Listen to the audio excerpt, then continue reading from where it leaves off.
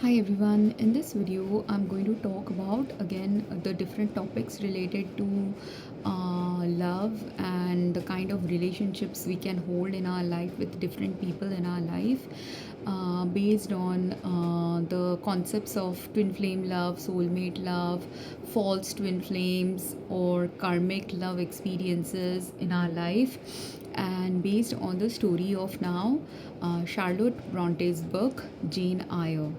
And in Jane Eyre, if this is my belief system that all the Bronte sisters' books are actually real books of some characters who have experienced some of the experiences narrated in these books at some time point in their life, very similar to the journey experienced by these characters in these books, and that these are very real life experiences that people face in their life, very similar to what the story experiences via the main characters of the book. And each of these stories actually tells a narrative of kind of like the past life and present life, or reincarnation based choices and experiences that people experience in their life when they are traveling together in life with similar souls or same souls as they experienced in the past.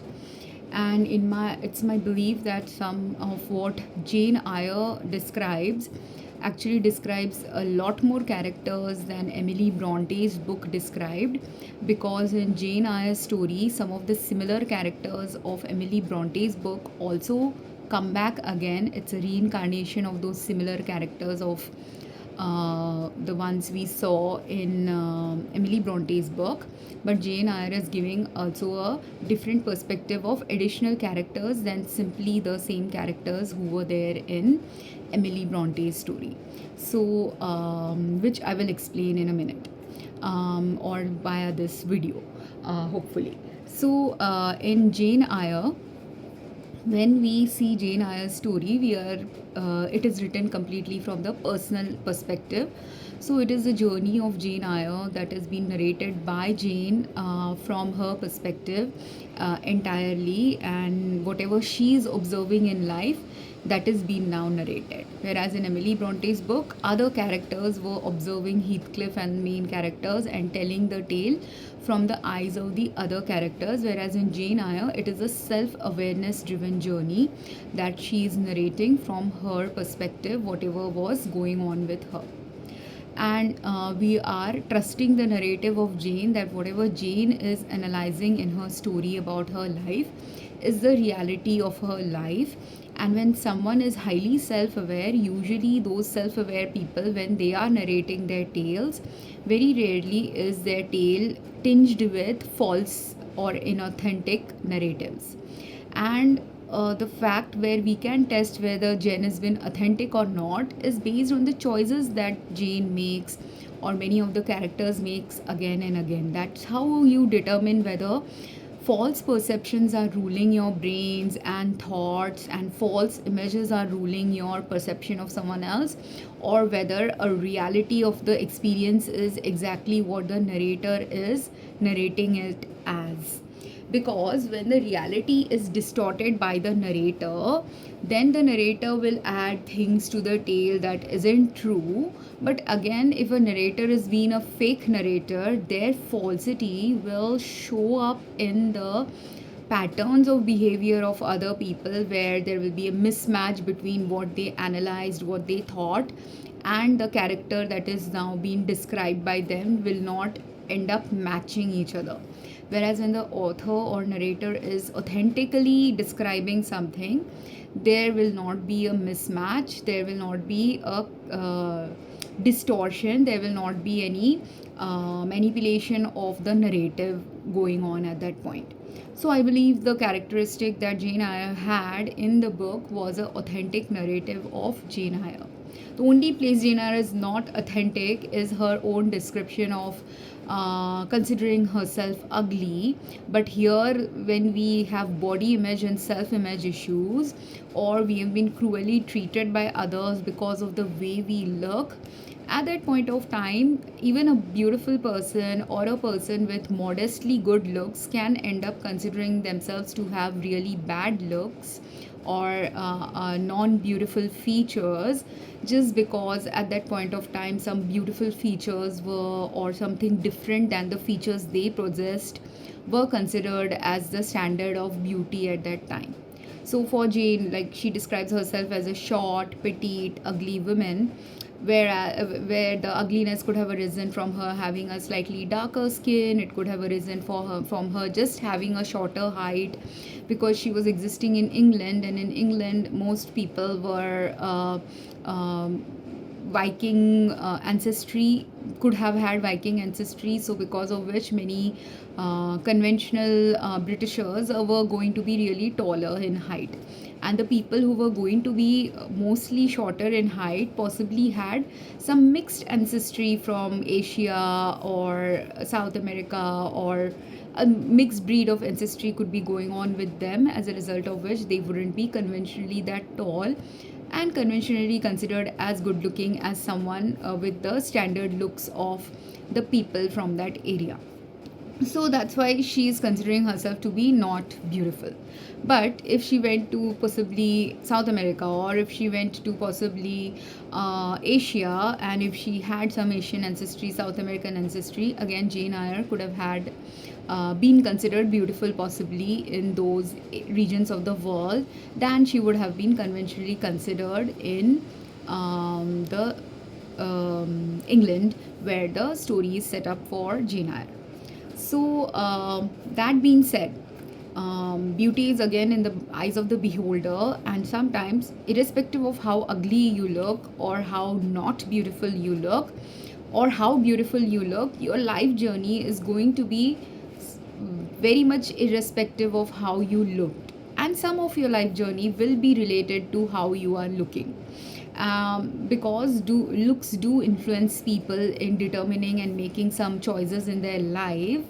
But when karma has to come in play, your beauty, your looks, or any socioeconomic advantages you have in life, that doesn't matter to you when karma has to play a role in your life, when you have to account for what you did to people in this life or a previous life or multiple different lives. So when you have to take the accountability, take the responsibility, understand what accountability and responsibility you held that you didn't take, that is when your beauty, your social status, your wisdom, your any social privilege, socioeconomic privilege you held in your life goes away, or doesn't remain material at all for you for a while. So, and which is what played out in the story of Jane Eyre. If you look at Jane Eyre's story, a lot of karma is also present in her storyline. Karma of different characters are present also, along with her own karma. So when she was growing up, she was an orphan child. Her parents had died, and she was raised in Jane Eyre by her maternal uncle.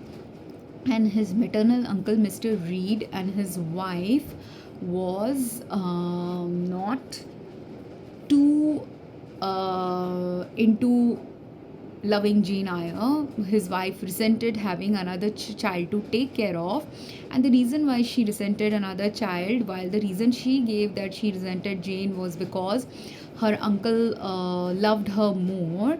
But it's not necessary that the uncle was the only one who was loving Jane more, was the only reason why Mrs. Reed didn't like Jane Eyre. It is also possible that she didn't like Jane Eyre because she was just not a good mom. Because if you see her behaving with her own children, you will see while she was crueler to Jane, she was not anything really that good towards her other daughters as well. So she was a woman who was possibly, even though her character analysis hasn't been done in the book, she's a highly likely possibility of being very jealous kind of a personality, which repeated in the patterns of one of her daughters when Georgina was going to, I forget the other daughter's name, and I'm going to list a link which post all the main characters of Jane Eyre so that you can also familiarize yourself with these characters. It's been a couple of years, decades actually, since I read the book last. It is a book that I've read multiple times, but even then I don't remember always the ancillary characters names, because there are too many ancillary characters in Jane Eyre. I remember their characteristics but not their names that clearly. So with Mrs. Reed, she had two children, two daughters and a son, and the son was spoilt by her greatly. She always supported her son more than her daughters. And being when you are raised in a very patriarchal society, what starts happening is patriarchy just keeps following generation after generation if the parents don't realize how to balance patriarchal norms with normal humane fairness. And Mrs. Reed didn't know to do that. That's why she only spoiled her son. And as a result of her favoring her son grows up only to, there is a karmic consequence now if you only spoil one child without bringing discipline into that child's life or bringing appropriate discipline into that child's life. Because, and this is something in this generation people have to learn, because our society has started moving towards being gentler with children, softer with children, which is a good thing. You have to be gentler and softer with children, you have to be kinder with children. We want a higher form of higher vibrational love to exist with our children. But you have to also understand, you can't be gentle and loving towards a child who has tendencies that are completely alien from the gentle and loving nature.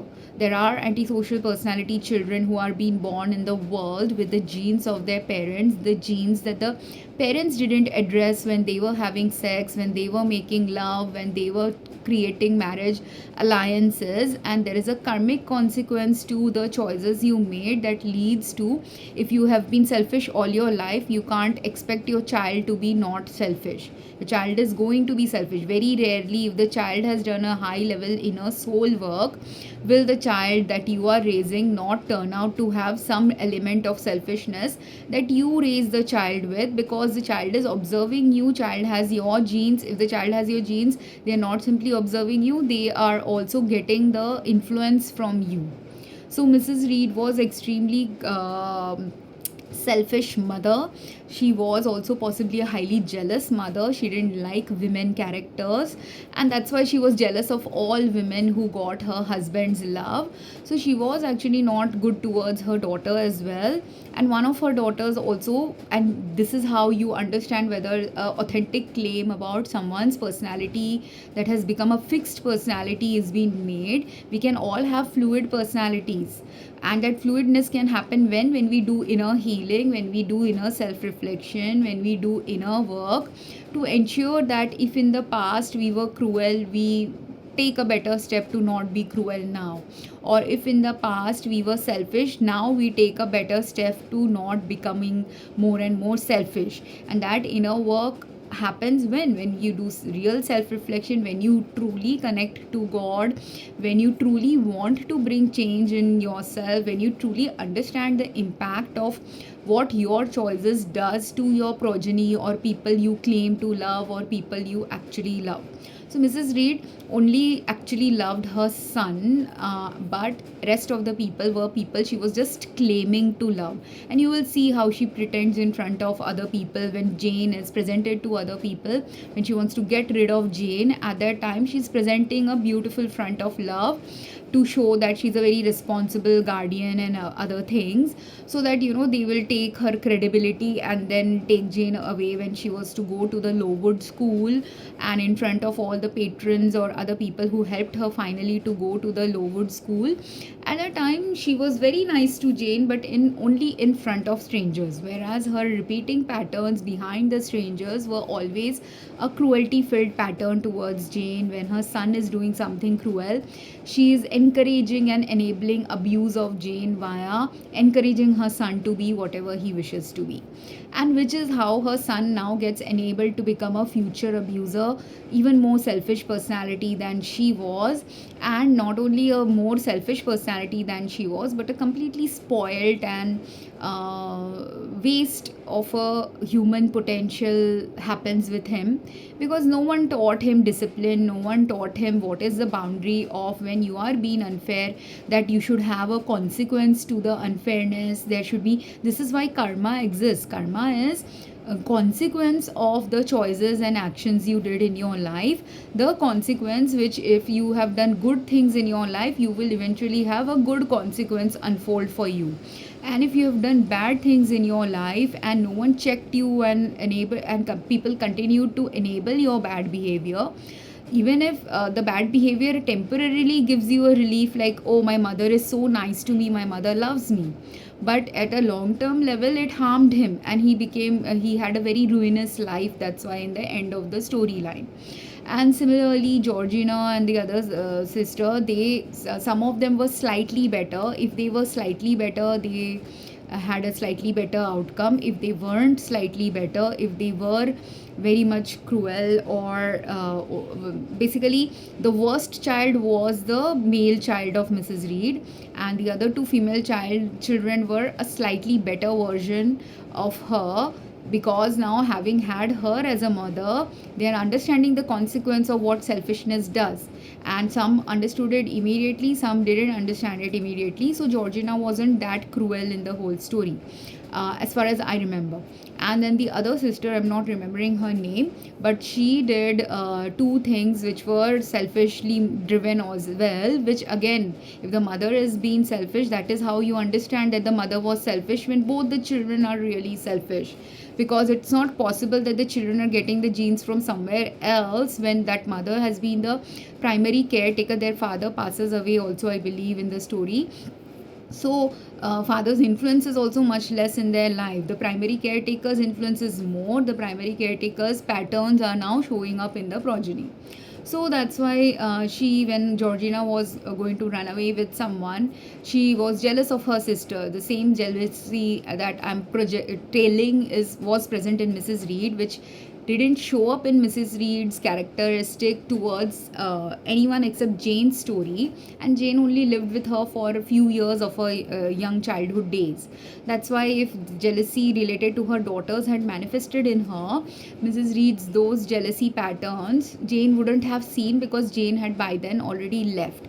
Because when a mother is jealous towards their own children, when a mother is jealous in general towards women, she will be cruel towards other women, and she wasn't a very nice woman towards many people. Then secondly, and when they are a manipulative kind of personality, those women will be very sweet and saccharine in front of men. So they are nice to men because they understand that the world is a patriarchal world. So for them, the world rules in just being flattering and kind and sweet towards men. And that also shows the inner corrosive nature of people who are not genuinely nice, who are nice just because they are going to get some advantage from someone. So because it was a patriarchal society, that woman was nice to men in that society. And because her daughters are going to be obligation for her, she'll have to marry them, she'll have to spend money on them, the money that she will not reap the benefits of. That's why she was never that is the other ancillary reason she never gives out or tells openly. But anyone raised by parents like this, anyone raised by guardians like this, knows the inner motivation again of such parents and guardians. And I know that because I have had such parents, family, guardians, friends who do this to their own children. So I've had enough of the love and life related experiences to now understand the inner motivations of people. And why did I need to understand this? I needed to understand this because if you are a Jane Eyre like woman who's not caretaken deeply by many people, or whose family is mistreating you, or whose siblings are ill treating you, or you're getting abused continuously in various ways, in different ways. Jane Eyre throughout her childhood was abused in different ways by different people. So those people like Jane Eyre need to have learned that lesson from Jane Eyre and other stories of their own life, which mimic what was happening in Jane Eyre, which is similar to what was happening to you in Jane Eyre, for you to now develop a higher level understanding of what was going on actually internally with these characteristic kind of people, and whether you should, if you want a life path journey filled with less misery, do you have to also alleviate your misery by understanding that if someone is cruel and abusive to you, you have to take the steps to leave if you have the agency to leave. When she was a kid and she was abused both in Mrs. Reed's caretaking as well as in Lowood High School, the school that she went in that school also, when she was mistreated unfairly sometimes, all of those places were the times when she was not 18 years old, she was not a adult. So that's why she couldn't leave those experiences, because she was not an adult, she didn't have financial independence, she was completely a dependent on these people. So when they knew, knowing that they have a dependent, if they are not able to take care of the dependent in the right way, that is the accruing of the karma that is happening to people who are not doing the right thing based on the position of authority they hold over a child. So that is their karma. And there were some people who did have position of authority over her, who did treat her really well. Her nanny like person, Bessie, nanny servant like person, treated Jane as good as she treated every of the other children under her care. In fact, Bessie was the one who took her to the Lowood school, and she was somewhat nicer to her than anyone else. She was the only nice individual she had in her childhood in Mrs. Reed's home, apart from her uncle, who possibly died, I think, after a few years. That's why once her uncle died, or her uncle was busy doing business activities, during those time points, she was completely under the care of people who didn't care about her, who were cruel towards her.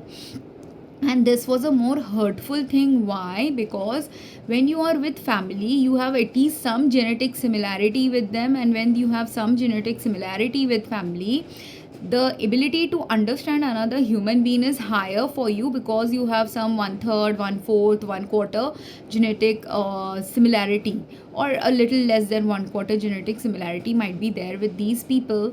But despite having that somewhat genetic similarity, they just weren't ready to accept her as an additional factor in their life. That's why they were cruel towards her. Or if, because her mom had passed away, the dad is giving her one extra gift, it is hardly anything considering what else he has given to all his kids, but that extra giving also to her is something they couldn't understand, or they couldn't understand why are they being kinder to her, why is my dad being kinder to her, not realizing that kindness is something Jane deserves, because she has no parents now taking care of her. So other than when you don't have parents, other people can sometimes overcompensate a little bit via love towards you, just because they know that you don't have a parent to support you, help you when you are crying, when you have an injury, when you are going through a difficult phase. No one is there to empathize with you, send prayers to you, or even actually physically caretake you. So that's why only the uncle was a little bit softer towards her. But other people, when you have this is how devil works, when you have the streak of jealousy in you, when you have the streak of just greed in you, and just wanting more and more for myself, nothing that my dad gives should be given to someone else. When you have that kind of a personality, you will not like only sharing anything with another human being. And not only when you are just at a level of minor selfishness where you don't enjoy sharing something, which is what Georgina was towards Jane. She was kind of neutral towards sharing things with her, she was not overtly cruel towards her. Whereas I think, was it John, her cousin's name, I don't remember, but her cousin who was really cruel towards her, the male cousin, he was cruel because he is not only jealous that she's getting some extra favor or slight extra favor, but he is just in general a cruel boy. So because he's continuously been encouraged by his mother to do whatever, his mother is never checking him, no one is checking him because he's the male heir of the family. This is also patriarchal consequence. The reason why mothers fail to check their children in patriarchal settings is because they are afraid that if they check the boy when he's growing up, they are afraid to face the future karma of checking someone, and not realizing that the more you don't check someone's ill patterns or toxic patterns, they're not going to improve in the future. They are going to remain cruel and selfish. So the karma you are trying to avoid, thinking that if I discipline my child, or if I chastise my child, or if I set some boundaries that these things you shouldn't be doing now, you will have some good consequence also of that in the future. If you had raised a child with balanced discipline, balanced boundaries, balanced understanding of human nature, but you have a distorted perception of everything, that you have thought that I have to encourage people who are in power, I have to encourage people who will in future have power over me, because in England at that time all the property used to go to the male child. So if the husband dies, the male child gets the property, and whether the male child will be kind or cruel towards his own mother or sister was dependent on the male child. But that is the karma the male child had come to face. Are you able to be good to your dependents? And you can learn about being good to your dependents when you as a dependent had elders who taught you how to be good to dependents. So if he's not seeing only how to be good to dependents and no one is role modeling it for him, it is going to be harder for him to develop that characteristic by himself. He has to have some role models to show to him how to develop a good moral characteristic. And this is where Jane Eyre had an advantage over the Reed children, that as a consequence of her being an orphan. So when I, in my previous video about Wuthering Heights, I said that God is always equal. God will give you advantages that other people may not perceive as an advantage, but the same thing that was a disadvantage for her in the first 10 years of her life when she was an orphan child and living with her aunt became an advantage also for her. It slowly started becoming an advantage for her. Not an advantage that she realized when she was a child, but an advantage she finally realized when she turned 18 in Lowood School. So until then, when she was a dependent, and when her life was in the first 18-20 years of her life a life filled with misery, in those time points when in the first 18 years of her life there was a miserable conditions related to child abuse going on with her in her uncle's home, it was mostly emotional and psychological abuse, slightly less physical abuse was there, whereas in the school more of the physical abuse was also present and some emotional psychological abuse was also present. But there was great love also present for her, which made her stay after she graduated that school. 2 extra years she stayed in that school as a teacher towards other girls, because she was also grateful for the learning she got there. She was also grateful, like in her uncle's home, she would, when she was reading a book, she was getting chastised, whereas here in this school, at least reading and other activities that she loved to do, like painting and reading, these are the 2 hobbies we know about Jane. These 2 she is greatly able to pursue, that despite the cruelty, at least some thriving conditions were there in that school. She also got some friendships there. She got a beautiful friendship with her friend Beth, and I'm forgetting her main teacher's name right now, but that one of the teachers of Lowood School was very nice to her and shaped up her childhood. So as a result of just 2 people being, like in her aunt's home, only one person was really nice to her, that was Bessie, and one person was possibly neutral towards her, one of her cousin sisters, whereas in Lowood School 2 people were nice to her. So can you see, like when God has started her from scratch with no love, when her parents have died, it means she has literally no love, active love in her life. And even though she had zero active love in her life, occasionally her uncle Reed was giving her some love, but he, not being present in the home, was not able to give her continuous love like a parent would give. So she had one parental figure like person giving her some love, one servant who is also a dependent like her, giving her some kindness in terms of feeding her food and things like that. So she got love from one source, she got a little bit of kindness from another source, and she got a little neutral behavior from some other sources. But she had a lot of cruelty too, which wouldn't have happened to her if she had stayed in a, she was a normal child living with normally loving parents, right? And this was a soul shocking experience. So Jane Eyre was also a high twin flame potential person, or a person who was going to have in future a divine counterpart relationship, because her first soul shock started, and this is also something where people who are in the twin flame and ascension journey have to understand, that you don't get a soul shock the day you discover you are a twin flame, or after you have started understanding concepts about twin flame. Some people had soul shocks many years and decades before they knew they were twin flames, or they knew that they are on a ascension journey. So those the first soul shock was loss of her parents. Second soul shock was loss of a comfortable household, like at least even though verbal abuse and psychological abuse and beatings were going on, or punishment was going on for her, cruelty was there in the Reed's home. Lowood School was very low grade school, cheap school for girls, so there was no good food there. They possibly in the next 20 years of her life. Why was Jane also a short person? Was because if you don't have good access to food, good clean water, good clean clothing and shelter, all of it also determines your quality of life and health. So you will not developmentally, even if she was described as somewhere around 5 feet height, so she could have had a potential to be 5 feet 4 inches also in height as an adult, but she couldn't develop that 5 feet 4 inches height. Why? Because she was malnourished in that school, where low quality food was present, where good nourishment was not there, good love was not there. Love was mostly absent except from the teacher and the friend she had, right? So Lowood was in some ways even more crueler experiences as well. But even though it was a crueler experience, it also gave her access to studying, access to learning, and that access to studying and learning was valuable to her growth as a person.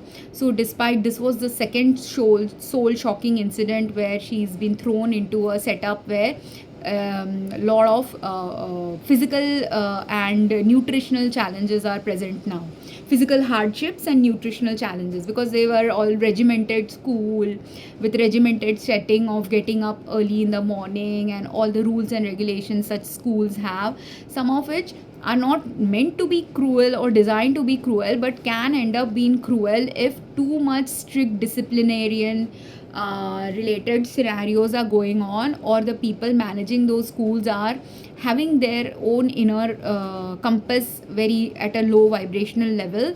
Then they will not be able to bring a high vibrational experience, even though the intent of the school was to give some education, bring some goodness into the lives of those children, and it was serving one of its purpose of giving education, but it was not serving the other purposes of sheltering a kid, providing good shelter conditions, providing good health supportive conditions.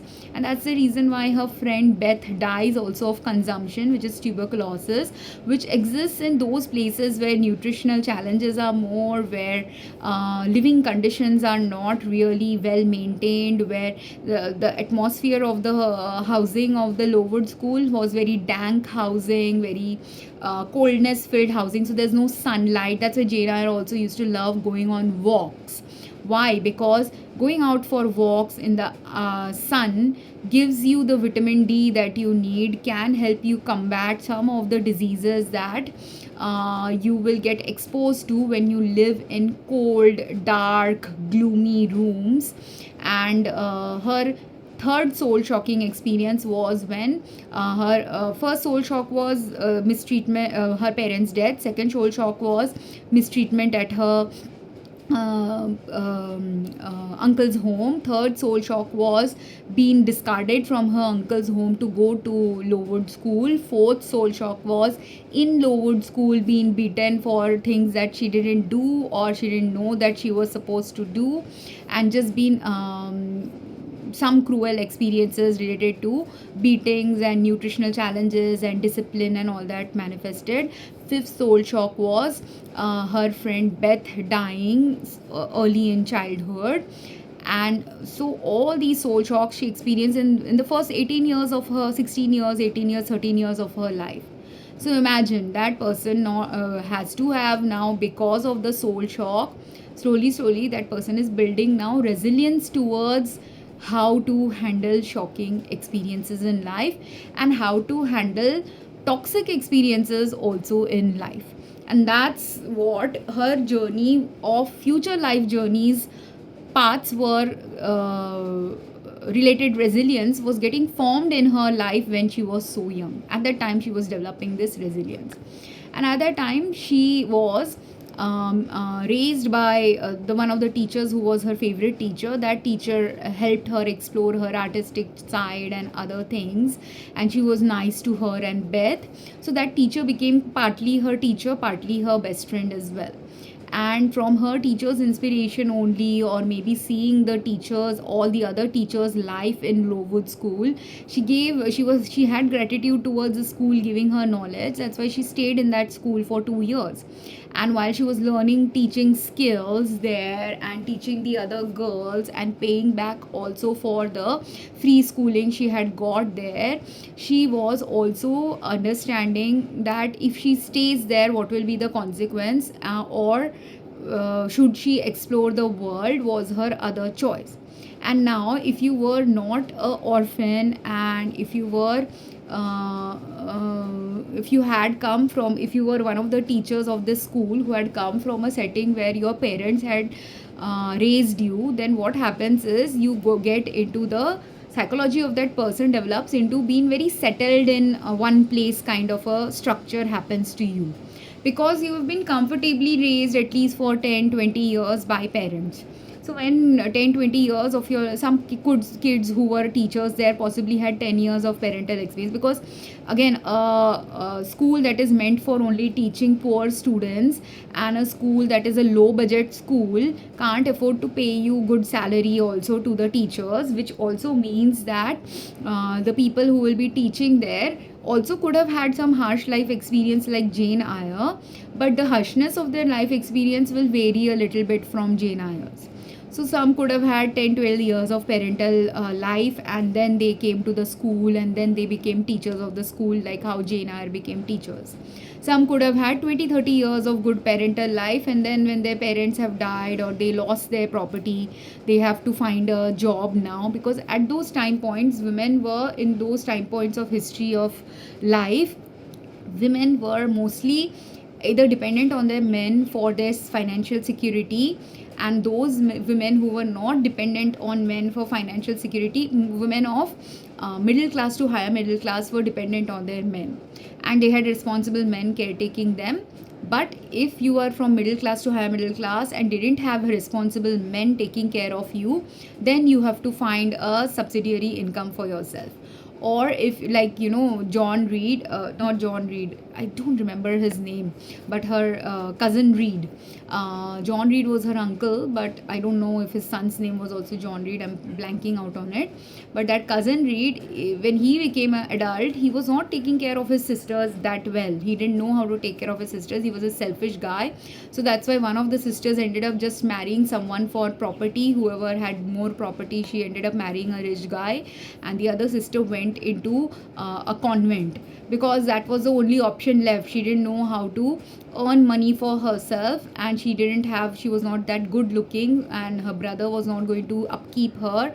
So in a convent she would get some free caretaking. That's why she ended up joining a convent eventually. So these things happen. You will either have to join a convent, or you have to take a low paying job, or someone who's already from a lower socioeconomic status, they are also going to take any low paying, high paying, whatever paying job that they get based on their nature, based on their capability to do a job. That is what women would do. So mostly lower socioeconomic status women, or women who have been thrown now into poverty, despite being from a higher socioeconomic status, but their family not having responsible men in their lives, are the women who were entering the workforce at that time period on Earth's history. Unlike now, when women who have good educated upbringing, they also enter the workforce. Women who are really rich also can be joining a workforce. Right now, at this point of history, finances and socioeconomic status doesn't play a role in women entering a workforce. Whereas 2000 years back, 3000 years back, not 2000, well, even in 2000 years back, possibly this was also possible for women who used to do work, because even in the Bible story of Ruth and Boaz, there you see that there is a similar thing where she has to do some menial work when her husbands and other in-laws have passed away, and only the women are left to fend for themselves. So she and her mother-in-law had to fend for work. So this thing that happens to women even 2000 years back, or more than 2000 years back in Bible's history, was happening to women when for centuries and hundreds of years this has been happening to women. Only now in this century and last in the tail end of last century, have there been privileged women also getting access to money, access to monetary resources, access to finances, despite already having some financial stability in their homes. Some women are lucky enough to have had some good financial advantages in their homes, good financially supportive fathers, father-in-laws, husbands, some women. But again, majority of women who do enter the workforce, even now, even in this century, despite having centuries of women working in the workforce, the reality of many women is in fact that they do not have generous husbands, they do not have caring husbands, they do not have caring brothers, they do not have caring fathers. Many women do not have it. Some are still lucky to have it, but most women still do not have that support system. And that's why only century after century, decade after decade, year after year, women have been developing the resilience that Jane Eyre shows in her story. Is the same kind of resilience every other woman is also struggling with. It's just that with her it was a stark resilience that you see consistently happening with her, because consistently every few years something dark was happening to her. The only difference between Jane Eyre and her sister Georgina is, while Jane Eyre had 5-6 dark experiences during the first 20 years of her life, her sister Georgina had only one dark experience related to her brother being cruelly been favored more by her mother. Other than that, that was the only dark experience she had. She didn't have financial insecurity, she didn't have food insecurity, she didn't have housing insecurity or poor quality housing to live in. And the second thing that was also going on in the background was the mother not being that loving. So obviously, if a mother is not that loving towards the girl children, can the girl children also have that loving nature? The mother's nature only determines how beautifully the children will love other people. And this is where Jane Eyre now had an advantage. Firstly, her parents had loved her very deeply, because her parents' marriage was a love marriage. So her parents had love in their marriage. Her parents, having love in their marriage, had given her some security before she came to the Reeds. At least in the first 8-10 years of her life, she had a loving life with her parents. So that love was a background of her understanding what true love actually means, or deep love actually means. Second background of that love came slightly from Bessie, and then more from the teacher who gave her mother like love when she was growing up in a Lowood school. And that is also because she now had good 3 role models of feminine love in her life. She is a loving character. That's why she couldn't have developed this love in her. She would have been as selfish as Georgina or her sister if she had actually stayed in Mrs. Reed's home.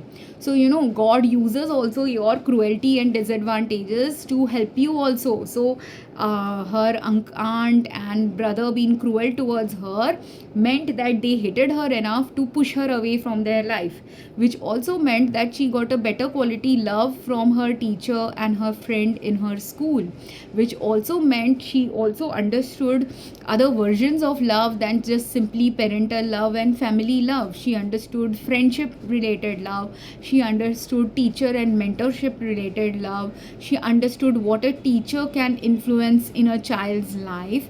And because she had internalized that, these are the things that had already internalized in her when she was teaching in that school. And that internalization only led her now to realize also what advantage she has. Like other people, if they had some family now, like some of the teachers could be married to other men, so they can't leave this teaching life because this is where their man works in this area, and the school is the only place where they can seek work. That's why they are teaching in this school. Some teachers would be like that. Some teachers could be like her mentor, who was a spinster and she had nowhere else to go. This is the only place she knows. Again, it could be possible that her teacher had grown up in this area and she is familiar with this locality. That's why she doesn't want to go. But Jane Eyre's soul was stirring her to seek something else, and she had the freedom other than these people now to explore a different life, because she didn't have any local ties. Possibly she, except for her teacher, she didn't have any deep local ties with anyone else. And except for and while she was teaching these kids, she could very well teach other kids as well, because being a teacher means you can teach anywhere. It doesn't have to be that you have to be staying stuck in a one place to be a teacher. And she was ready to move because her social setup there was not that deep, not that depth filled. If she had indeed made much more deep connections with the other teachers, then she would have likely ended up just staying in Lowood school. But she didn't have other relationships with other deeper relationships with other teachers. She also didn't have parents who would have said, why are you going here and there, just stay here. She didn't have any parental control. She didn't have any parents to go back to as well. Some teachers after teaching here could have gone back to their parents' village again as well, or parents' city and town, but she didn't have any of those options. But some of these teachers, girls who graduated, they had homes to go to, they had parents to go to, they had boyfriends to go to, they had marriages to go to or marriages to stay in. So the going and staying was influenced by those relationships they had. But she not having those deeper relationships, that's why the next part of her journey involved her taking a governess position for a child, right? And why did she take a governess position for a child? Seeing the name of the Thornfield, she understood that Thornfield, I think it was Thornfield, right, where Mr. Rochester stays.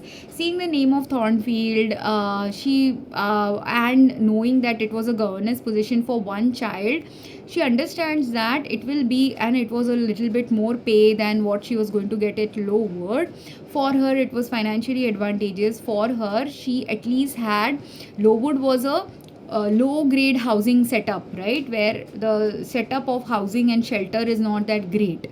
But at least if someone has money to now pay individually for a child, she has this much logical reasoning to understand that the housing setup there would slightly be at least slightly better than Lowood, at least if not slightly better, as good as what she had in Mrs. Reed's home.